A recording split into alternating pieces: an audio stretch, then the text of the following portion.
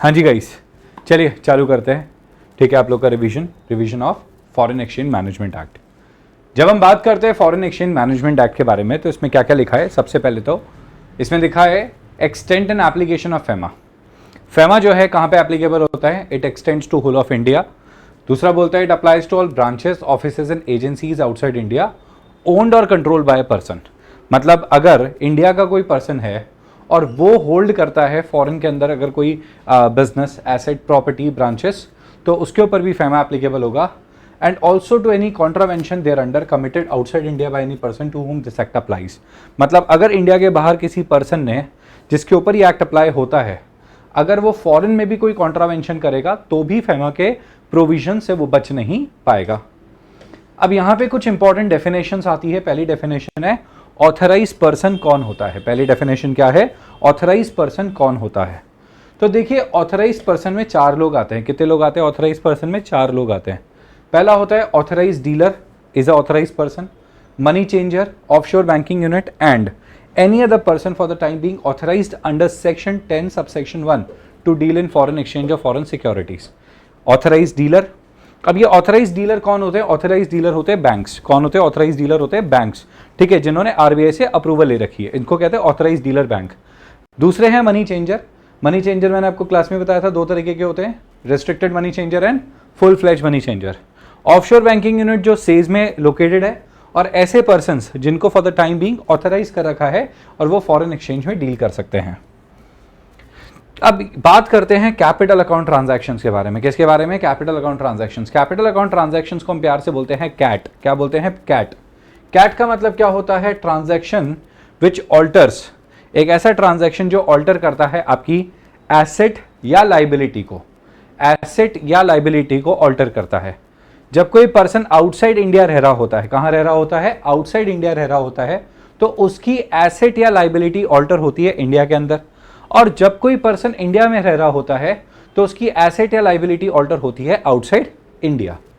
तो यहां पे क्या दे रखा है? यहां पे दे रखा है कि एसेट्स और लाइबिलिटीज का ऑल्टर करना including contingent liability outside India of a person resident in India.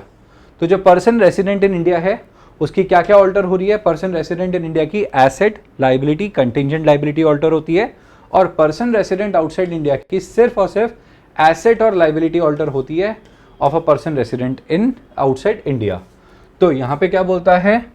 Asset, liability, contingent liability alter करना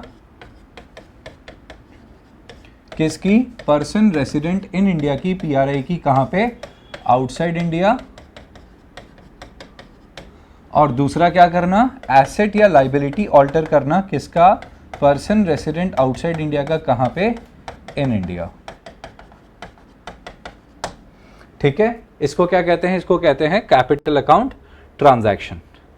चलिए अब अपन बात करते हैं करेंसी। करेंसी का मतलब क्या होता है? तो what is the meaning of currency? Currency में आता है आपका सबसे पहले तो करेंसी इंक्लूड्स, ये एक इंक्लूसिव डेफिनेशन है, इसमें सारी चीजें आती है। इसके अलावा इससे रिलेटेड और भी अगर और कोई चीजें हो तो वो भी इसके अंदर आएगी। इसके अंदर सारे के सारे करेंसी नोट्स आते हैं। क्या आते हैं? Currency notes.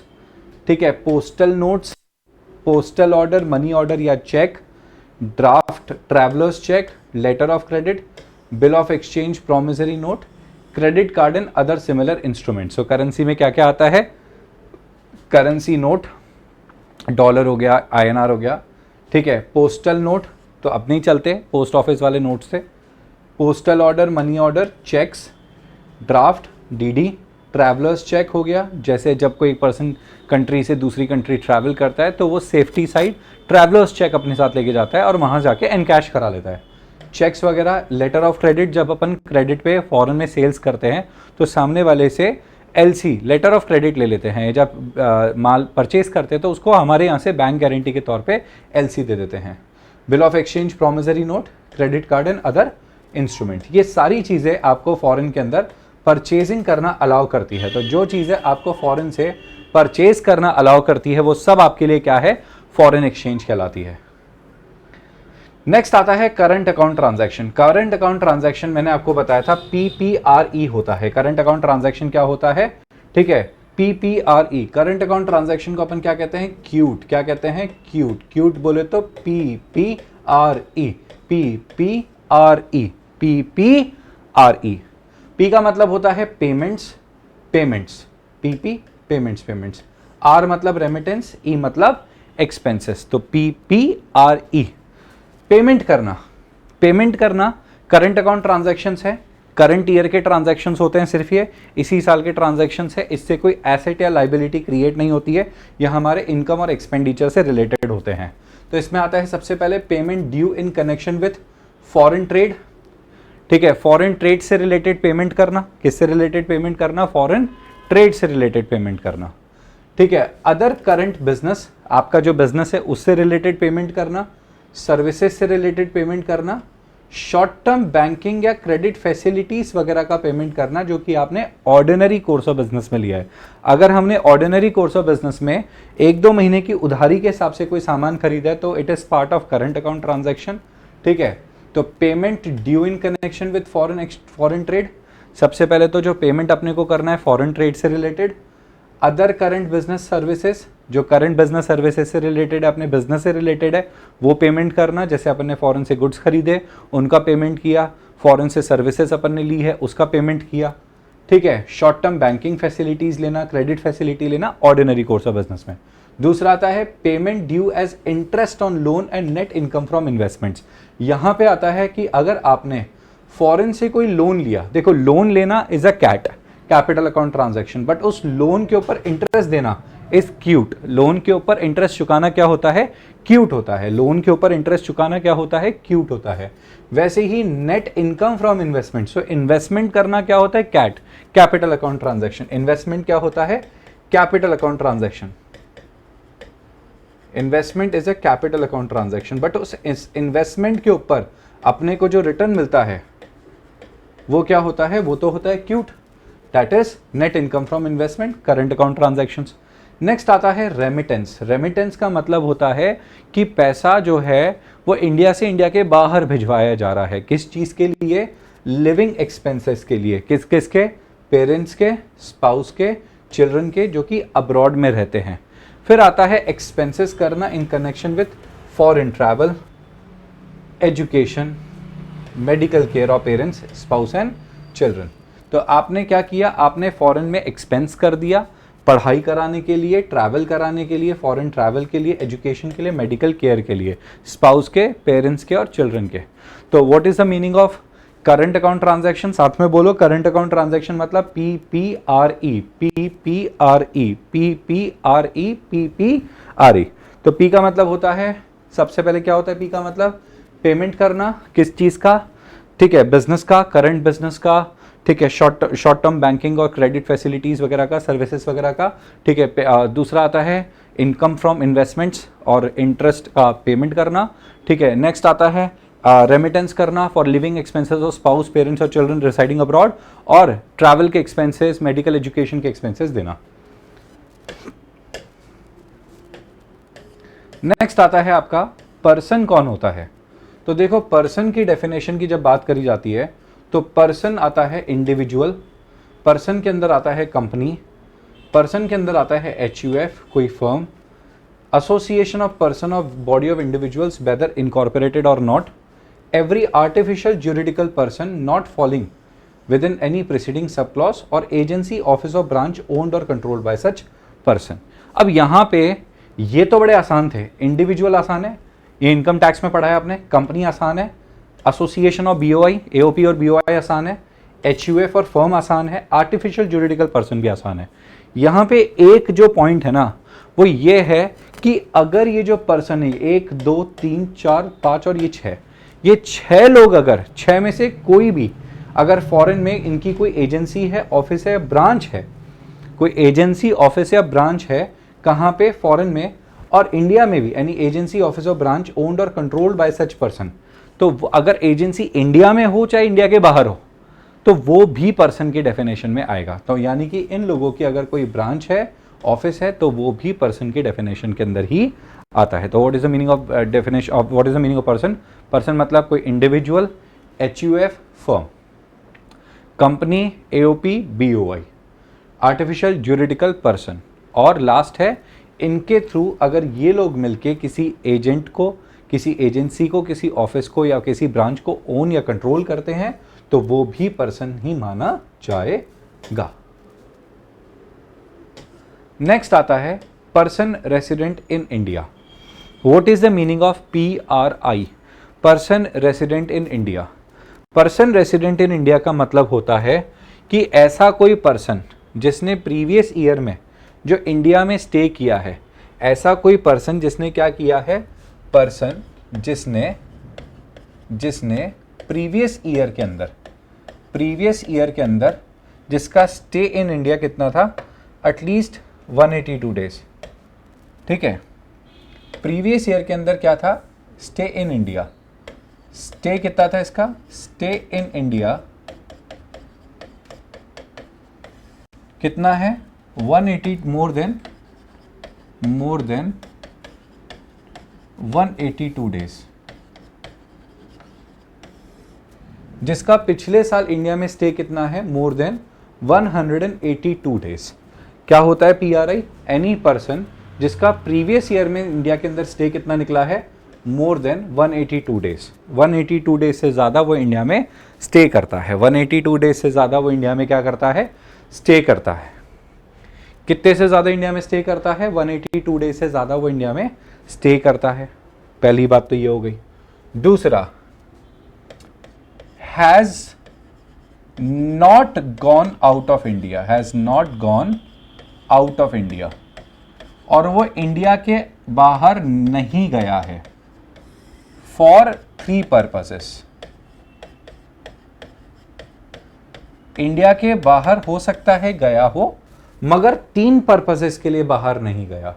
What is the meaning of a person resident in India? Person resident in India मतलब जिसने पिछले साल मोर देन 182 डेज इंडिया में रुका और इंडिया के बाहर वो नहीं गया 3 पर्पसेस के लिए।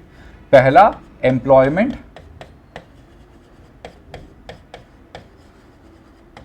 एम्प्लॉयमेंट, दूसरा है, ठीक है, बिजनेस और वोकेशन, और तीसरा है stay outside India for uncertain period.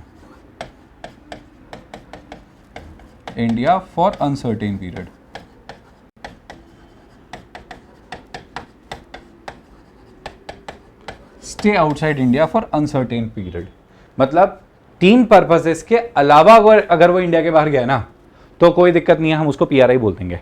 But अगर वो इन 3 काम के लिए इंडिया के अंदर बाहर गया है तो उसको क्या कहा जाएगा, उसको PRI नहीं माना जाएगा।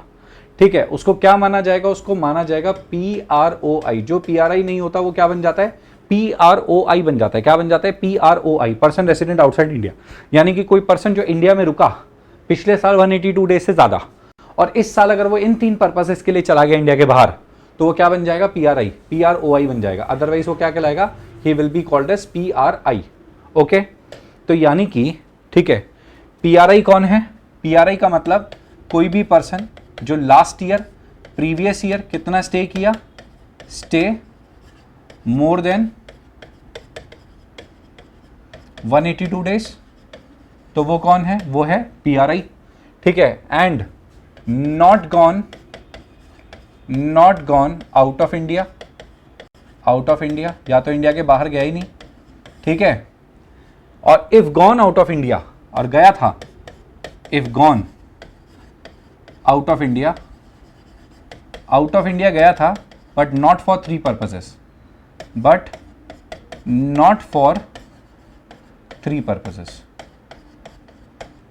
3 पर्पसेस के लिए नहीं गया। ठीक है, गया होगा बट इन 3 पर्पसेस के लिए नहीं गया। एंड ठीक है, प्रीवियस ईयर में stay was less than 183 days, मतलब उसका जो स्टे है वो 183 डेज से कम था प्रीवियस ईयर में। And has come to India, और इंडिया वो आया है for any of the 3 purposes, any of the three purposes, India आया है किसी भी तीन पर्पसेस के लिए, मतलब नौकरी करने आ गया, बिजनेस करने आ गया, वोकेशन करने आ गया, या स्टे है और पता नहीं कब तक इंडिया में रुकेगा, बट इंडिया में रुकेगा। तो सिंपल सी बात है, मैं वापस रिपीट कर देता हूं, देखिएगा जरा, ठीक है। पर्सन रेसिडेंट इन इंडिया का मतलब क्या होता है? The one who has stayed in India for more than 182 days in the previous year and has not gone out of India for three purposes. India के बाहर गया बट इन तीन purposes के लिए नहीं गया, मतलब या तो इंडिया के बाहर गया ही नहीं, और गया तो भी तीन पर्पसेस के लिए नहीं गया, ठीक है। और पिछले साल 182 डेज से ज्यादा रुका। बट अगर कोई पर्सन पिछले साल 182 डेज से कम इंडिया में स्टे करता है, 182 डेज से भी कम इंडिया में स्टे करता है, ठीक है, 182 डेज से मतलब 183 डेज से कम इंडिया में स्टे करता है, बट इंडिया आया है तीन पर्पसेस के लिए, किसी भी तीन पर्पसेस के लिए इंडिया आ गया, तो क्या बन जाएगा? वो बन जाएगा पीआरआई। क्या बन जाएगा? PRI. He will be called as PRI. अगर पीआरओआई समझना है तो पीआरओआई कौन होता है? पीआरओआई कौन सा पर्सन होता है? स्टे क्या है इसका? स्टे इन इंडिया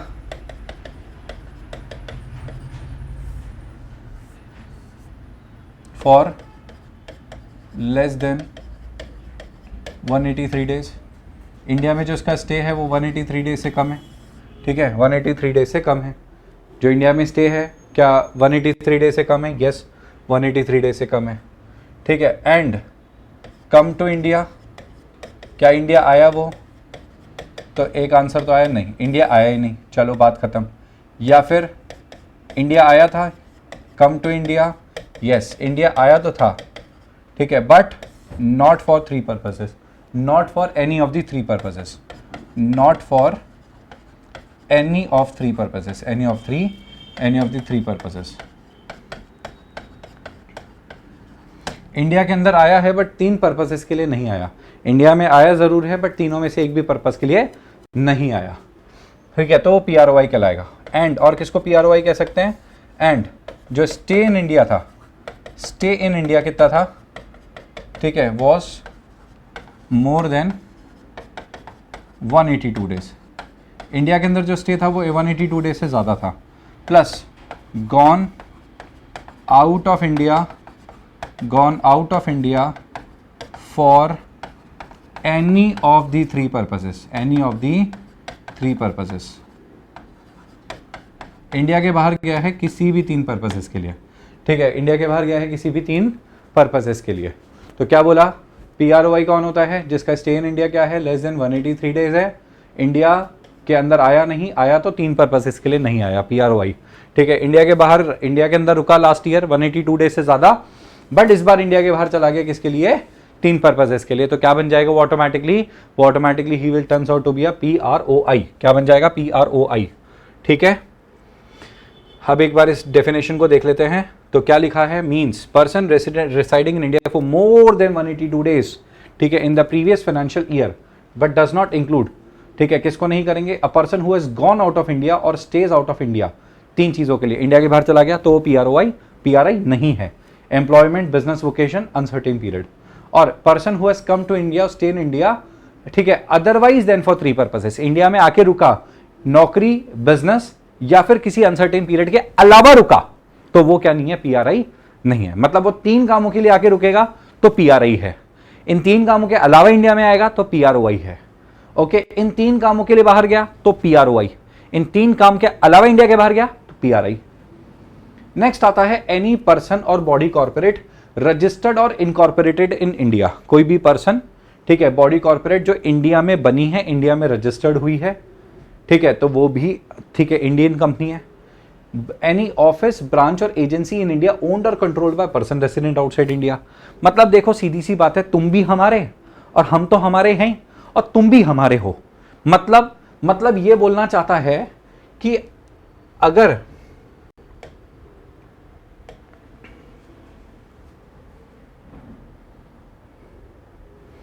देखो पर्सन और बॉडी कॉर्पोरेट जो इंडिया में रजिस्टर्ड है वो तो इंडियन कंपनी है ही, ठीक है।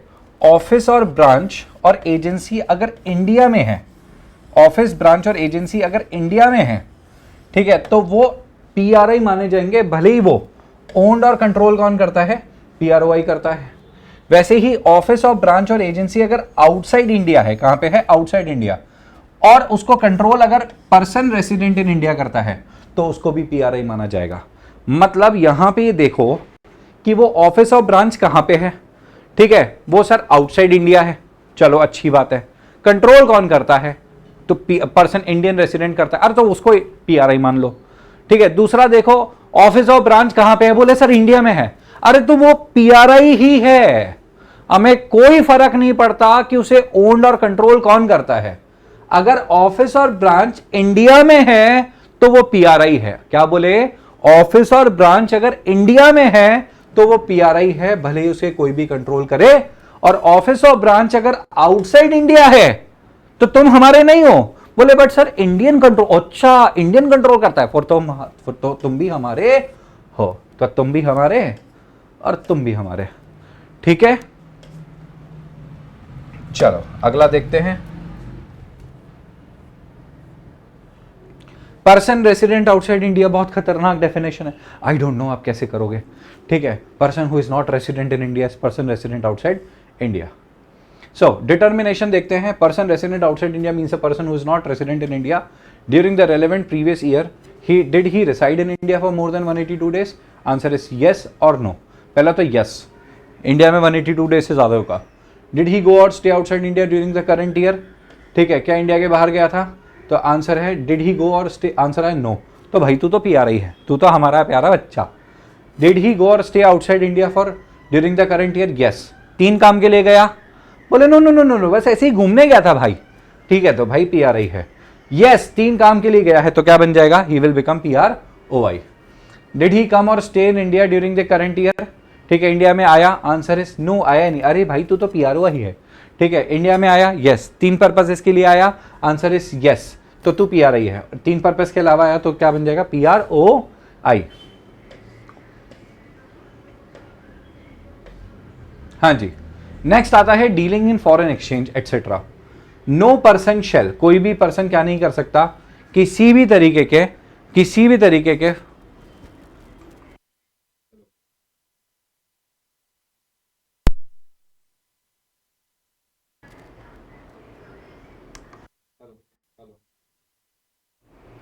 अभी आवाज आ रही है, हाँ जी,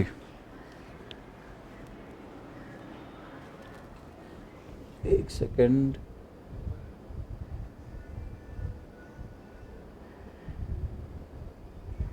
अभी आवाज आ रही है, हाँ चलो अभी आवाज क्लियरली आ रही होगी।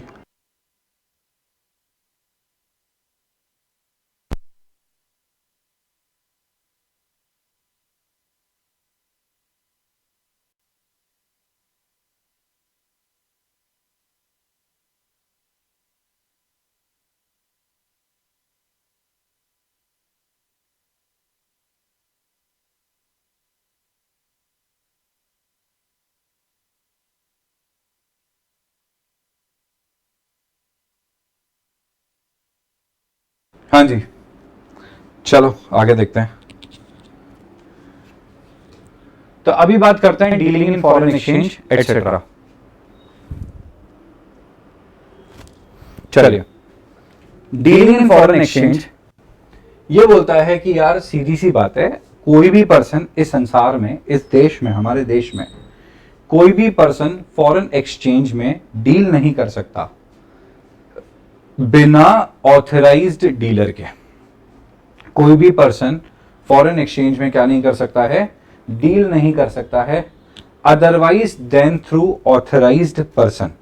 अगर आपको करना है डील, करो, अच्छी बात है, बट सिर्फ ऑथराइज्ड पर्सन के थ्रू ही डील कर सकते हो, अदरवाइज डील नहीं कर सकते। तो no person shall deal, transfer any foreign exchange, foreign security to any person not being an authorised person. अगर आप ऑथराइज्ड पर्सन नहीं हो तो मैं क्या नहीं कर सकता, मैं किसी भी तरीके से डील नहीं कर सकता, ट्रांसफर नहीं कर सकता कोई भी foreign exchange, foreign security to any person not being authorised person. अगर आप ऑथराइज्ड पर्सन नहीं हो तो मैं आपके बिना किसी भी तरीके से फॉरेन एक्सचेंज में ना डील कर सकता हूं, ना ट्रांसफर कर सकता हूं। दूसरा ये बोलता है मैं किसी भी तरीके से कोई पेमेंट नहीं कर सकता for the credit of any person resident outside India in any manner. मैं किसी भी फॉरेन पर्सन का पेमेंट नहीं कर सकता। तीसरा पॉइंट बोलता है मैं किसी भी तरीके से रिसीव नहीं कर सकता payment on behalf of any person resident outside India otherwise than through authorised person. मैं किसी भी तरीके से पेमेंट रिसीव भी नहीं कर सकता बिना ऑथराइज्ड पर्सन के। और लास्ट आता है मैं किसी भी तरीके के फाइनेंशियल ट्रांजैक्शन में एंटर नहीं कर सकता, ठीक है, in association with acquisition, creation, transfer of foreign right to acquire any asset outside India by any person.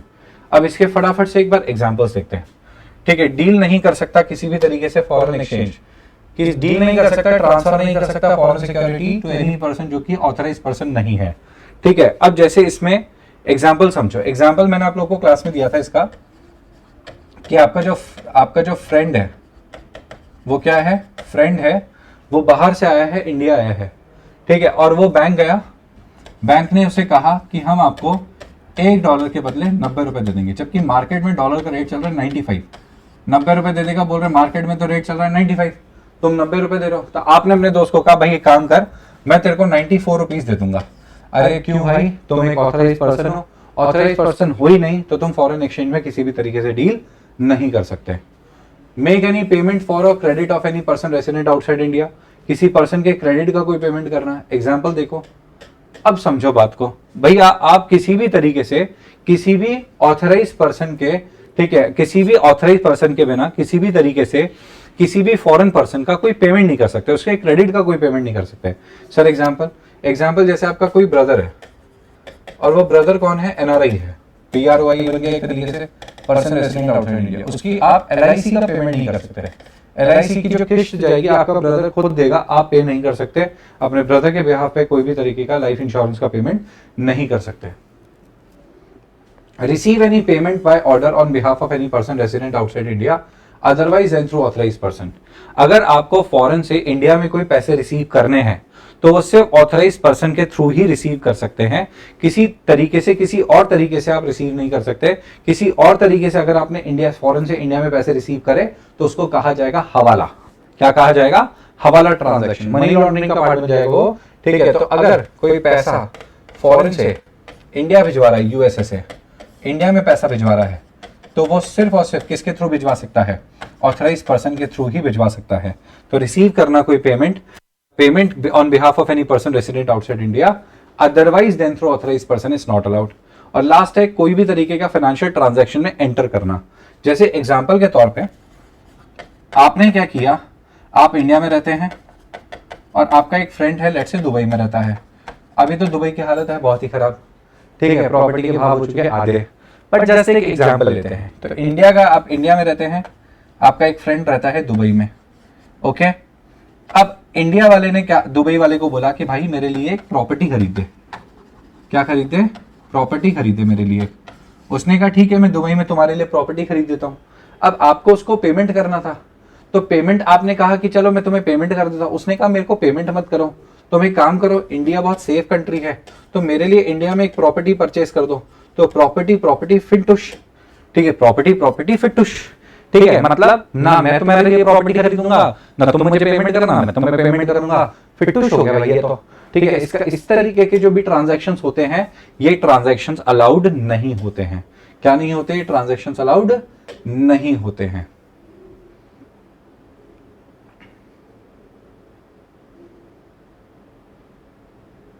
अब नेक्स्ट आता है except as provided in this act.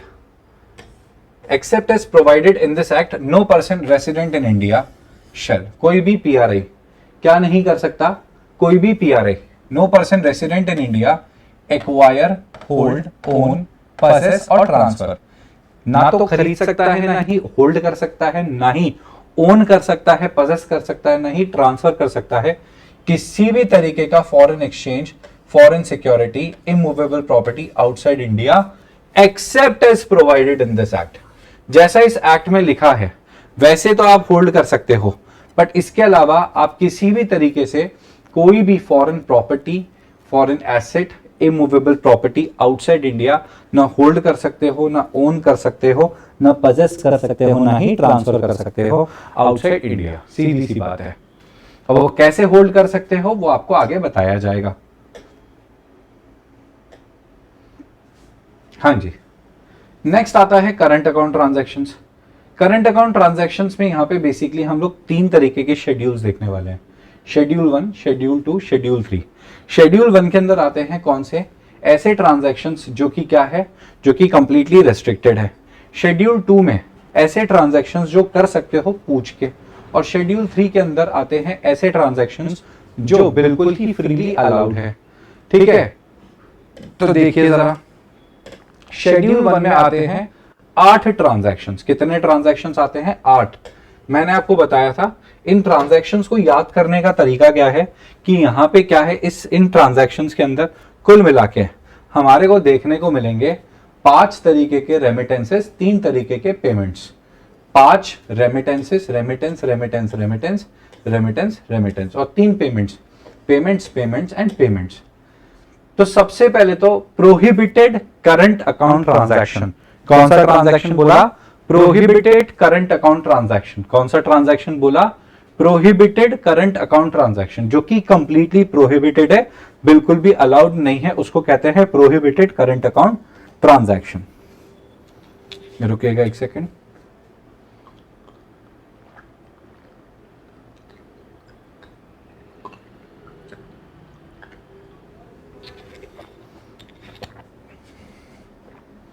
तो पहला आता है prohibited current account transaction.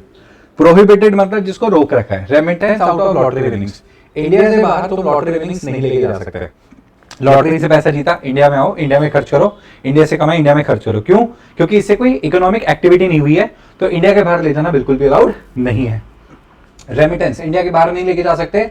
Income from racing, riding etcetera और any other hobby. तो racing riding, तुमने हॉर्स राइडिंग वगैरह पे पैसा लगाया, उससे पैसा कमाया, नहीं भैया, ये पैसा तुम इंडिया के बाहर नहीं लेके जा सकते। Remittance for purchase of lottery ticket, lottery ticket तुम्हें खरीदनी इंडिया के बाहर। अरे अच्छा, ये पागल है क्या? क्यों अलाउ करेंगे? ये चीजें इकोनॉमिक एक्टिविटी नहीं है भाई। इससे इंडिया के पास वैसी फॉरेन एक्सचेंज लिमिटेड रहता है, तुम्हें इस तरीके से फॉरेन एक्सचेंज बांटते रहेंगे तो देश चलेगा कैसे? तो इसलिए चीजें तुम्हारे को अलाउ नहीं कर सकते। बैंड और प्रेस्क्राइब्ड मैगजीन्स अलाउड नहीं है। फुटबॉल पूल्स के अंदर पैसा लगाना अलाउड नहीं है बिल्कुल भी, तो फुटबॉल पूल्स में पैसा नहीं लगा सकते। और स्वीप स्टेक्स में नहीं लगा सकते। फुटबॉल पूल्स मतलब फुटबॉल का सट्टा, और स्वीप स्टेक्स में क्या होता है, लोग शर्त लगाते हैं। क्या लगाते हैं? शर्त लगाते हैं कि 2 जने हैं और शर्त लगाई है उन्होंने, ठीक है, एक डब्बा है, उसमें 2 पर्चियां पड़ी है, ए की और बी की। 2 लोगों ने शर्त लगाई, ए ने और बी ने, और ये पर्ची निकालेंगे। अब पर्ची में इसमें $100 की शर्त है, ठीक है। ए का नाम आया, तो ए का नाम आया तो बी ए को क्या करेगा? बी ए को $100 देगा, और बी का नाम आएगा तो ए बी को $100 देगा। इस तरीके की जो शर्त होती है उसको कहते हैं स्वीप स्टेक्स। क्या ये अलाउड है? बिल्कुल भी अलाउड नहीं है। Payment of commission on exports made towards equity investment in joint ventures wholly owned subsidiary abroad of Indian companies. Indian company ने क्या किया? फॉरेन एक्सपोर्ट करती है और फॉरेन में अपनी सब्सिडरी क्रिएट कर रही है। मतलब फॉरेन के अंदर क्या कर रही है? फॉरेन के अंदर इन्वेस्टमेंट कर रहे हैं और फॉरेन में एक्सपोर्ट कर रहे हैं। फॉरेन के अंदर एक्सपोर्ट करते हैं और फॉरेन के अंदर एक्सपोर्ट करने के अलावा फॉरेन में अपनी सब्सिडरी क्रिएट कर रखी है, ठीक है। अब जो एक्सपोर्ट करते हैं वो पूरा पैसा कहां जाता है? सब्सिडरी के पास। अब एक बात बताओ यार, अगर आपने खुद की सब्सिडरी बना रखी है तो सब्सिडरी वहां पे गुड्स बेच रही है, वो जो पैसा है एक्सपोर्ट का वो इंडिया में आ भी नहीं रहा। तो हम लोग यहां पे पागल थोड़ी हैं कि तुम पैसा फॉरेन ले जाते हो, फॉरेन सब्सिडरी के पास रखते हो, फॉरेन सब्सिडरी में इन्वेस्ट करते हो, वो पैसा इंडिया लाते भी नहीं हो, और अब हम तुम्हें उस पैसे पे तुम्हें अलग से कमीशन और दे फॉरेन में सेल करने का, तो हम तुम्हें किसी भी तरीके का अलग से कोई भी कमीशन पे नहीं करने वाले हैं। Remittance of dividend of any company to which requirement of dividend balancing is applicable. मैंने कहा था आपको कि डिविडेंड बैलेंसिंग अब ऐसे एप्लीकेबल नहीं होता है। तो डिविडेंड बैलेंसिंग का मतलब होता है कि जहां पे कंपनी क्या करती है, जहां पे कंपनी डिविडेंड बैलेंस करना चाहती है, मतलब जो पास्ट ईयर के प्रॉफिट्स में से डिविडेंड पे करना चाहती है, तो ये सब इंडिया में अलाउड है, फॉरेन में अलाउड नहीं है। नेक्स्ट आता है payment of commission on exports under rupee state credit route. Rupee state credit route बताया था RSCR, rupee state credit route RSCR, ठीक है। Except commission up to 10% of invoice value of export of tea and tobacco. तो मैंने बताया था रुपी state credit root किसके बीच में चालू हुआ है? इंडिया एंड रशिया के बीच में। तो इंडिया एंड रशिया ने क्या किया? बोला यार डॉलर को खत्म करो, ठीक है। अगर आपको पेमेंट करना है तो आप रशिया को पेमेंट कैसे करोगे? रशिया इंडिया को पेमेंट अपनी अपनी करेंसी में करेगा। तो इसमें क्या करते हैं, इसमें आप किसी भी तरीके का, इसमें आपको सर्टिफिकेट मिल जाता है और आपको बैंक से पेमेंट मिल जाता है। इसमें आपको किसी भी तरीके का क्या नहीं मिल रहा है, फॉरेन एक्सचेंज इंडिया में आ नहीं रहा है। तो क्योंकि फॉरेन एक्सचेंज इंडिया में आ नहीं रहा, तो हम आपको कमीशन के लिए पैसे नहीं देते रुपी स्टेट क्रेडिट रूट के अंदर। मगर फिर भी आपको पैसा चाहिए तो वो आपको मिलेगा सिर्फ चाय सुट्टे के लिए। किसके लिए मिलेगा? चाय सुट्टे के लिए। मतलब अगर तुम रशिया में चाय सुट्टा सप्लाई करोगे, ठीक है, इंडिया से रशिया में तुम चाय सुट्टा सप्लाई करो, तुम चाहते हो कि रशियंस भी बैठे और चाय सुट्टा पिए, तो ऐसा चाहते हो। अगर ऐसा करना चाहते हो तुम रशिया के साथ, तो तुम्हें हम 10% इनवॉइस वैल्यू का कमीशन पे कर सकते हैं। ठीक है, कितना पे कर सकते हैं कमीशन? 10% ऑफ इनवॉइस वैल्यू, वो भी सिर्फ रुपी स्टेट क्रेडिट रूट के अंदर, वो भी 10% तक का ही कमीशन मिलेगा, वो भी टी एंड टबैको की सेल पे, और किसी के लिए नहीं। कॉल बैक सर्विसेज अलाउड नहीं है, कोई पेमेंट अलाउड नहीं है। कॉल बैक सर्विसेज मतलब वो टोल फ्री नंबर, जिसमें क्या होता है, जिसमें जो कॉल करता है उसके पैसे नहीं लगते, जो कॉल रिसीव करता है उसके लगते हैं। तो कंपनियों, अगर तुम्हें ऐसा काम करना है तो इंडिया से करो, बाहर से नहीं अलाउड है। Remittance of interest income on funds held in non resident special rupee scheme account. कोई नॉन रेसिडेंट है, तो नॉन रेसिडेंट ने इंडिया में एक अकाउंट ओपन करवाया बैंक में, इंडिया के बैंक में एक अकाउंट ओपन करवाया। क्या कराया? इंडिया के बैंक में एक अकाउंट ओपन कराया।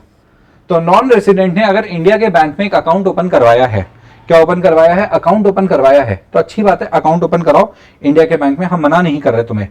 बट अगर उस अकाउंट पे इंटरेस्ट मिलता है, उस अकाउंट पे क्या मिलता है? इंटरेस्ट मिलता है, तो वो इंटरेस्ट तुम्हें हम ले जाने नहीं देंगे, क्योंकि वो जो इंटरेस्ट की इनकम है ना, उसकी वजह से इंडिया में कोई इकोनॉमिक एक्टिविटी नहीं हुई है, तो वो जो इंटरेस्ट है वो इंडिया में ही रहेगा, आप बाकी का पैसा ले जाओ। तो रेमिटेंस नहीं अलाउड है इंटरेस्ट इनकम का। देखो, इंटरेस्ट इनकम को ले जाना अलाउड नहीं करेंगे on funds held in non resident special rupee scheme account, ये पैसा तुम्हें ले जाना अलाउड नहीं करेंगे हम। ठीक है, बाकी तुम अपना पूरा पैसा ले जाओ तो तुम्हारे अकाउंट में वो तो ले जाओ, बट इंटरेस्ट का पैसा तुम लेके नहीं जा सकते। और ये क्या हो चुका है अपना, ये अपना शेड्यूल 1 कंप्लीट हो चुका है। क्या कंप्लीट हो चुका है? शेड्यूल 1 कंप्लीट हो चुका है। तो शेड्यूल 1 में अपने क्या देखा? शेड्यूल 1 में अपने टोटल मिला के 8 पॉइंट देखे, 5 देखे रेमिटेंसेस के, 3 देखे पेमेंट्स के। रेमिटेंस अलाउड नहीं है लॉटरी विनिंग्स का, रेमिटेंस अलाउड नहीं है हॉर्स रेसिंग राइडिंग का, रेमिटेंस अलाउड नहीं है लॉटरी टिकट्स खरीदने के लिए पैसा ले जाना, बैंड मैगजीन्स, फुटबॉल पूल्स, इन सब के लिए पेमेंट नहीं कर सकते कमीशन का। ठीक है, on exports toward equity investment in joint venture subsidies abroad. ठीक है, रेमिटेंस नहीं कर सकते डिविडेंड का, जहां पे डिविडेंड बैलेंस के एप्लीकेबल है पेमेंट कर सकते हो, पेमेंट नहीं कर सकते कमीशन का on rupee state credit route, हालांकि 10% तक अलाउड है। ठीक है, कितने के इसके ऊपर? 400 के ऊपर। कॉल बैक सर्विसेज अलाउड नहीं है, रेमिटेंस नहीं अलाउड है, इंटरेस्ट इनकम की रेमिटेंस अलाउड नहीं है। इंटरेस्ट इनकम का पैसा तुम नहीं लेके जा सकते हैं, और बाकी तुम्हारा जो प्रिंसिपल अमाउंट है वो तुम ले जा सकते हो। चलिए, अब आज की क्लास यहीं पे वाइंड अप करते हैं। जो शेड्यूल 2 है उसकी क्लास कल से उसको देखेंगे, कल उसको देखेंगे, तो कल शेड्यूल 2 कंप्लीट कर लेंगे अपन। शेड्यूल 2 उसके आगे का कल ये चैप्टर कंप्लीट हो जाएगा, देन उसके बाद इसके क्वेश्चन आंसर्स करेंगे।